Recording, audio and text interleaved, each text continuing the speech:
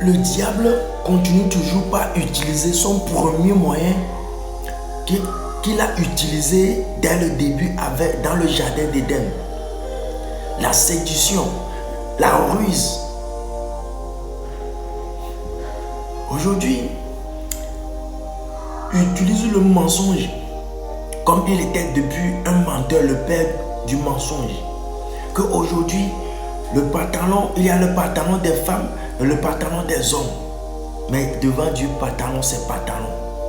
Aujourd'hui, les serviteurs de Dieu, comme je l'avais dit, c'est eux-mêmes qui encouragent les femmes de porter les pantalons pour venir à l'église, de porter les pantalons à la maison, de porter les pantalons en ville. Mais l'Éternel jugera le monde selon la parole.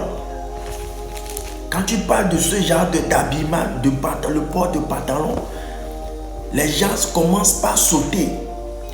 On va lire un passage pour voir si la Bible est contre ça ou pas. Deutéronome 22, le verset 5.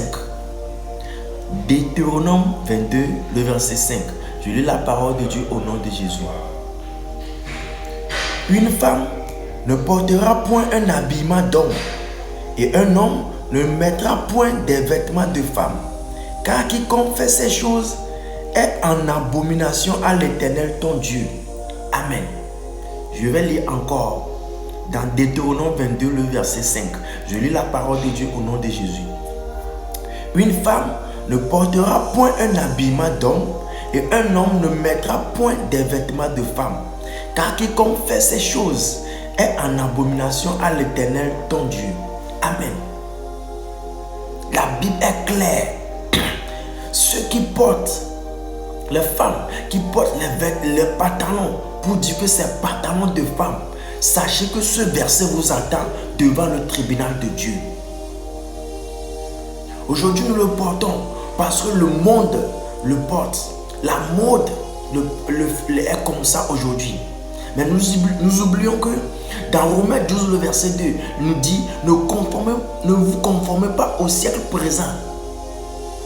Ne vous conformez pas au siècle présent, parce que ce n'est pas parce que aujourd'hui les gens du monde, les incirconcis le portent. C'est pour cela que moi aussi, en tant que chrétien, que je m'appelle chrétien, je dois aussi porter pantalon, or que je suis une femme.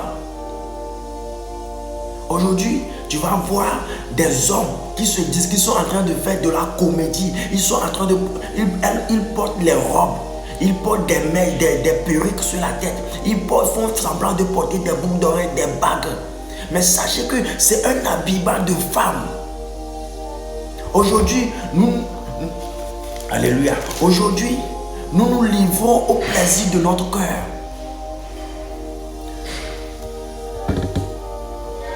Nous nous réjouissons selon notre cœur. Mais nous oublions que pour tout cela, le Seigneur nous appellera en jugement.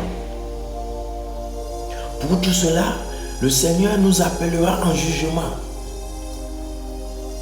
Comment iras-tu rendre compte à l'Éternel? Comment rendras-tu compte à l'Éternel lorsque l'Éternel, ton Dieu, va t'appeler pour le jugement, pour te juger?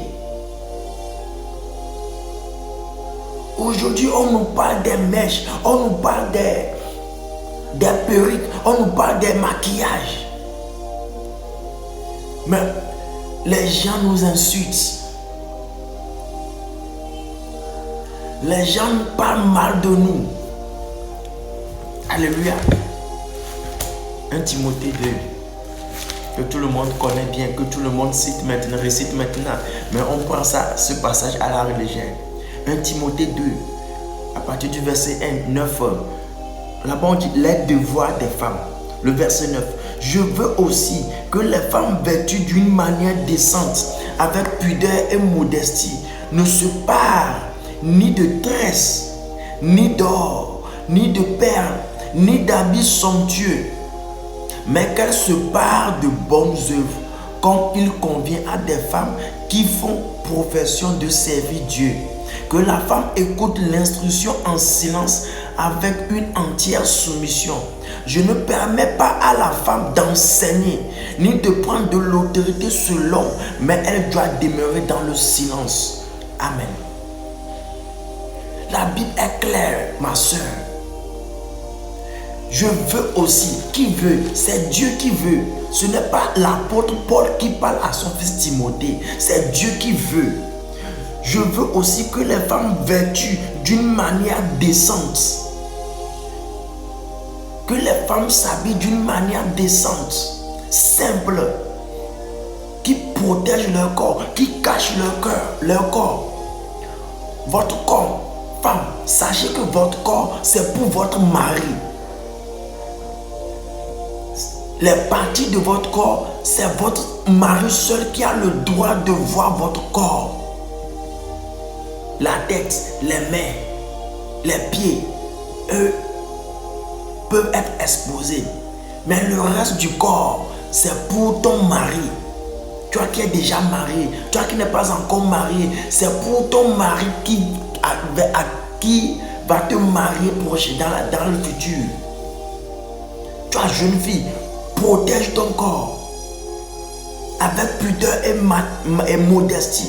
Ne se pas ni de tresse, ni d'or, ni de perles, ni d'habits somptueux.